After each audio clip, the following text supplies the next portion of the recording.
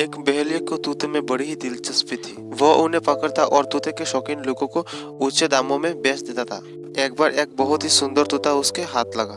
उसने उस तूते को अच्छी अच्छी बात सिखाई और तरह तरह से बोलना सिखाया और उसे लेकर अकबर की दरबार में पहुंच गया। दरबार में बहेलिया ने तूते से पूछा, बताओ ये किसका दरबार है?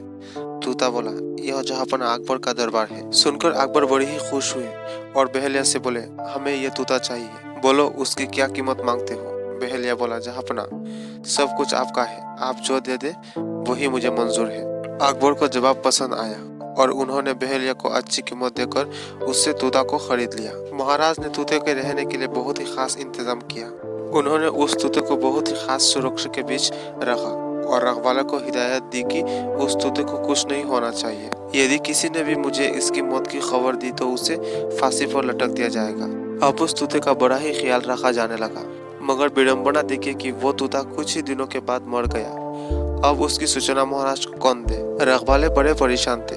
तभी उनमें से एक बोला कि बीरबल हमारी मदद कर सकता है, और यह कहकर उसने बीरबल को सारा वृत्तांत सुनाया तथा उससे मदद मांगी। बीरबल ने एक क्षण को सोचा और फिर रखवाले से बोला, ठीक है तुम घर जाओ, महाराज को सूचना मैं दूंगा।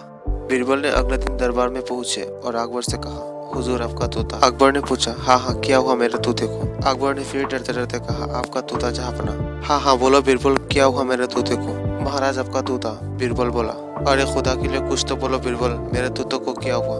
अकबर ने खींचते हुए कहा, जहांपना आपका तोता ना तो कुछ खाता है ना तो कुछ पीता है, ना कुछ बोलता है, ना अपने पंख पर फड़ाता है, और ना ही। राजा ने गुस्से में कहा, अरे सीधा सीधा क्यों नहीं बोलते हो कि वो मर गया है? बीरबल ने तपाक से बोला, हुजूर मैंने मौत की खबर नहीं दी, बल्कि ऐसा आपने ही कहा है, मेरी जान बख्शी जाए।